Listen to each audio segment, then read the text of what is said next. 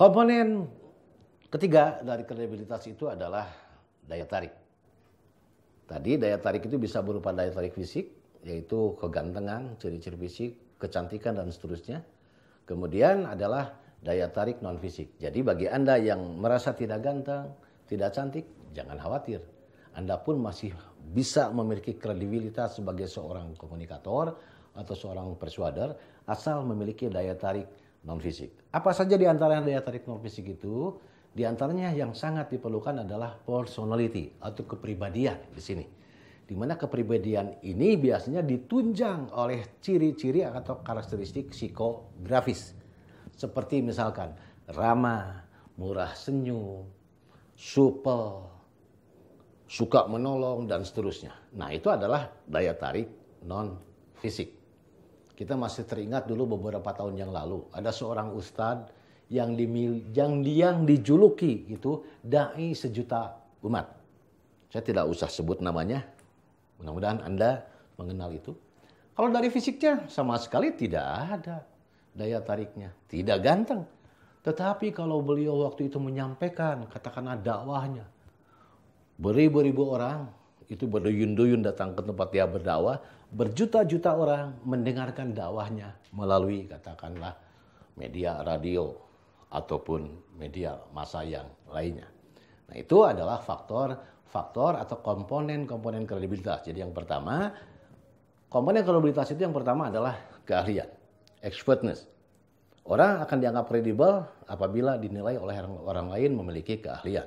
Yang kedua adalah komponen trustworthiness, dapat dipercaya, memiliki sifat dapat dipercaya, memiliki katakanlah kemampuan untuk mengesankan bahwa dia itu seorang yang jujur. Jadi orang akan kredibel, komunikator akan kredibel kalau dinilai oleh orang lain itu sebagai orang yang dapat dipercaya atau jujur. Dan yang ketiga, orang akan dianggap sebagai memiliki kredibilitas yang tinggi apabila orang lain menilainya dia sebagai orang yang memiliki daya tarik, baik daya tarik fisik maupun daya tarik non-fisik.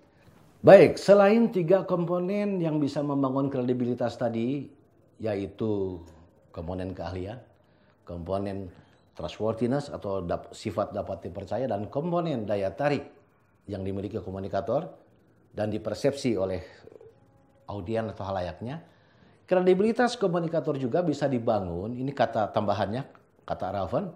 Kalau yang 3 tadi itu adalah yang diungkapkan oleh Hovland, Janis, and Kelly. Ini Raven mengatakan kredibilitas komunikator pun bisa ditunjang kalau komunikator tersebut memiliki daya, kekuasaan atau power, terutama yang berkaitan dengan 2 power itu, yaitu power yang disebut dengan informational power atau kekuatan untuk mengarahkan orang mencari informasi. Misalkan kenapa orang tersebut itu benar-benar bisa dipercaya, dicari-cari, dimintakan pendapatnya. Karena orang-orang meyakini seseorang itu memiliki informasi yang berharga. Jadi, kata Raven, kalau seseorang komunikator itu ingin memiliki kredibilitas secara informasional, kekuatan kepemilikan informasi, maka milikilah informasi-informasi yang aktual di mana orang lain itu belum memilikinya. Jadi selalu update di situ. Yang kedua, ini yang paling penting. Kata Raven, orang atau seseorang yang menjadi komunikator, menjadi persuader, itu akan tampak memiliki kekuatan yang sangat dahsyat untuk mengarahkan orang lain tanpa orang lain itu merasa diarahkan kalau dia memiliki apa yang disebut dengan referent power. Kekuasaan untuk diteladani. Jadi semua orang sepertinya ingin mencontoh dirinya.